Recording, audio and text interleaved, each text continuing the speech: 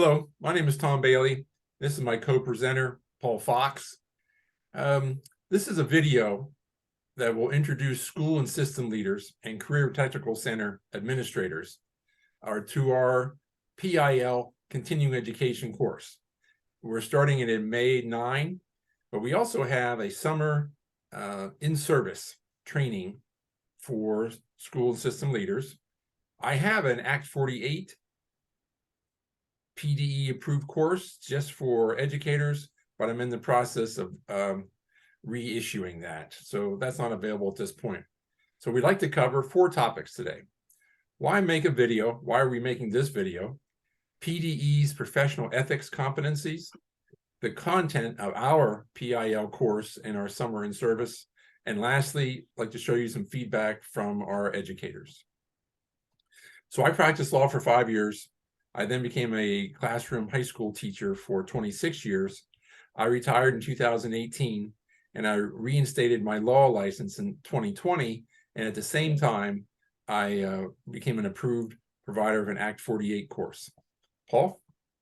Well, for about 5 decades, I've been teaching music education and directing community and youth orchestras. I taught at Upper St. Clair School District for the last 33 years, and 7 of those were performing arts curriculum leader, where I served both as a chair of the department and taught simultaneously everything from band, orchestra, chorus, general music. One of my areas of interest has always been professional development, and I've been always active in my professional association called Pennsylvania Music Educators Association, where right now I'm chair of the Council for Teacher Training, Recruitment, and Retention.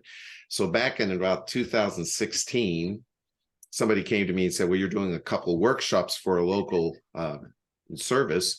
Would you be willing to do a workshop on ethics? And I went, why? What would we need that for? And then I thought about it. I've never had an ethics course, not a single ethics course or ethics training besides what the HR would send down as an announcement. And so I went and did some research, and lo and behold, like apparently they had some issues somewhere in the locality where I was doing the workshop, and they wanted this presented, and that's back in 2016. I was not aware of my code of conduct, and I didn't even know anything else about ethics, so I had to do a lot of training at the last minute. At this point, my collaborator here and I have done 17 or more sessions on educator ethics in the state of Pennsylvania, and I'm excited to be involved in this project. For myself, I don't remember having an ethics course while I was teaching, and then when I reinstated my law license, I had to take ethics as part of the continuing legal education. I started going to the meetings in Harrisburg at the Professional Standards and Practices Commission, and they were starting to deal with issues, and they were talking about now requiring ethics for teachers as well. So why are we going to make this video? We both maintain ties with public education, and we know now is a tough time for public educators all across the country. For Pennsylvania, since 2013, the state General Assembly has continued to underfund school districts with low property values. That's led to the court case William Penn School District versus PDE, which was just decided at the Commonwealth Court level in February. So my blog that I post, we talk about, for instance, one of them says, could Commonwealth Court decide whether or not the General Assembly is equitably funding public education? The answer to that is yes, and it's based upon the Pennsylvania Constitution. So that's one issue educators have had to deal with. A second one is dealing with the declining number of educators that are being trained in our colleges and universities. As the number of graduates has gone down, so have the people that have applied for the openings in the public schools. In fact, in San Antonio, Texas, I heard that one school district has created its own high school just based upon students that want to be educators. They're using them as classroom aides in the elementary schools and the middle schools, and these young folks are motivated to teach. So we have to do unique things now to address these issues. A second issue is COVID. COVID 2020 to 2022. Paul and I respect you folks that have been in the schools during that time period. Paul still works with his local school district's marching band, and I've been a substitute teacher both at the middle school and the high school level. So we have been exposed to the COVID and post-COVID era, but we weren't there in the thick of it. The last one is that we looked at the increasing number of educator misconduct complaints that have been filed. And they've been filed with Pennsylvania Department of Education, and then the Professional Standards and Practice Commission then adjudicates and decides these issues. So if you look at the chart, since 2011, they've increased dramatically. And I was in the meeting room when the commission said, we have to address this. So the commission referred this issue to the State Board of Education and said, we need to require professional development of all educators so that they can hopefully reduce the number of misconduct complaints filed. So what are the PDE professional ethics competencies that are going to be required for educators next school year? This is a copy of what was released in October of 2022. And you'll see if you look carefully at PE 1, there are 4 main topics. They must discuss the PA Code of Professional Practice and Conduct for Educators, which is our code of conduct. But they also must look at the Pennsylvania Educator Discipline Act, which is a statute. PDE 2, they must look at the Pennsylvania Professional Standards and Practices Commission that I just mentioned, and their role in deciding these disciplinary issues. PDE 3, they want the educators to know the difference between a code of conduct and a code of ethics, which can be confusing in its own right. But that brings up the last major topic, and PE 4 is the MCEE. Yeah, this came out many years ago, actually around 2015, from the National Association for Directors of Teacher Education Certification. I think that's the name of the organization. And they collaborated with all kinds of professional organizations, teachers unions, principals associations, with the Model Code of Ethics for Educators. It's a fantastic document. It's my pleasure to present it and dissect it a little bit. It provides for the 5 principles of the profession: responsibility of the profession, responsibility of professional competence, responsibility to students, and responsibility to school community, and finally, responsible and ethical use of technology. They're like spokes in a wheel. The difference between a code of conduct and a code of ethics could be boiled down to: code of ethics is based on context, situations, while the code of conduct is pretty clear. This is what you do, and this is what you better not do, or you'll lose your certificate or your job. But the code of ethics helps us with decision making, and that is a little gray. Sometimes it's based on the situation. So we are going to present both sides of the coin: code of conduct and the Education Discipline Act and the Standards and Practices Commission and the Model Code of Ethics for Educators. So what does our course material actually look like? If you go to our website, you'll see the PIL across the top menu bar, and it will bring you to this page. This page has the 4 PowerPoints that we use, but then it also has our pamphlet. And you can download our pamphlet, and it will explain to you the PIL course and the in-service course. So let's look at the PIL course.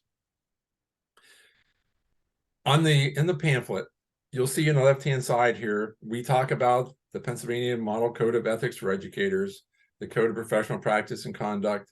We then talk about the commission, and we talk about the Educator Discipline Act. What is unique for us, and what we think we have the most to offer, involves our class member activities. 3 things. One is we break down, based on, I think, upon my experience in law school, we break down the theory from the competencies, but then we put them into case studies. So the participants are able to discuss these, and they're able to use the Connecticut State Department of Education discussion questions to see what the issues are within the case studies. We also then ask the school and system leaders to reteach much of the content that we go over with educators from their own LEA. So they're doing work. It involves online sessions with us, but then they use the same material to explain to their own educators. We both feel there's no better student than a teacher. So when the school and system leader has to learn this material to reteach it to his or her educators, they know the material and they pass it on to the educators.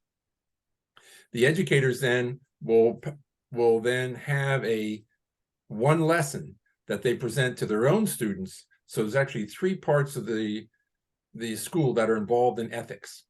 This is, to me, is the most important slide that's in front of us. A middle school principal who took our course this spring, I would ask you to look at the quote. Not only is she prepared for professional ethics, she can now, if you look at the bottom part, due to my participation in the course, I'm eager to provide PD to our students, our staff, and students. So she has the tools to present the material, professional ethics, to her staff, but she can also talk ethics with her students who have had a course based upon the student code of conduct. There's a lot of power. There's a lot of power in this thing where you meet as a group in a PLC and you discuss, facilitated discussion, as Tom said, and it is non-threatening, and it allows for staff to maybe come into some issues which maybe they would not have brought straight to their principal. Okay, so that's the PIL course. We also offer an in-service. Many school system leaders and Career and Technology Center administrators have said, we don't need the hours.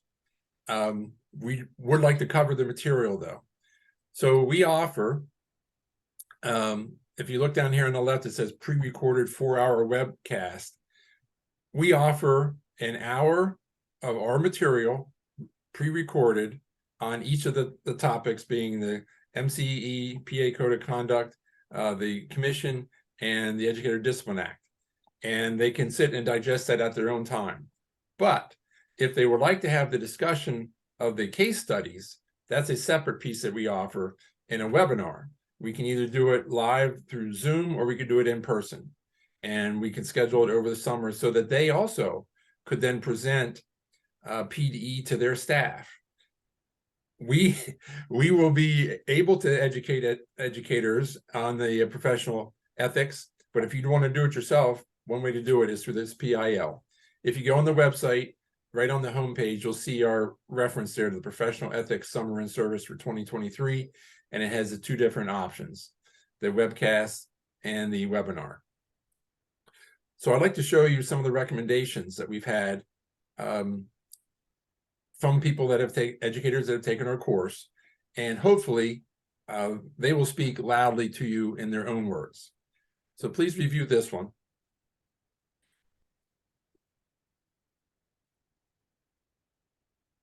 We all know that teachers talk, and here they're talking to each other about ethical issues, but this educator now feels that she has the tools, knowledge of the Code of Conduct and the MCE to help.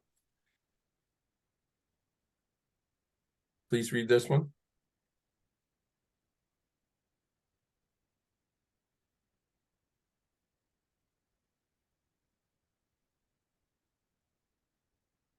This Career and Technical Center assistant administrator told us she was surprised that the educators actually brought up on their own they want to present this material at the beginning of next school year because they now feel empowered.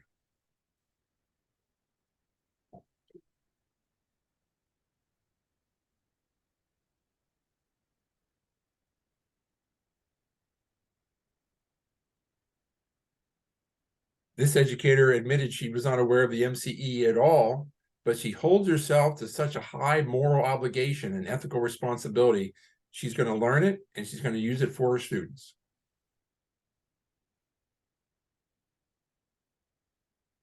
And the last one, I have 2 recommendations, actually student writings, because that's why we're all here, is for the students. If you look at what this young person wrote, they get a situation where they're on a Zoom call and a couple of the students are being disrespectful and discriminatory versus 2 students that wear her job and speak with a thick accent. And she felt that the person that was running that meeting was concerned more with himself getting ahead, and ethically he should have been reporting it. That's what we're also trying to do, empower students to take control of ethical issues.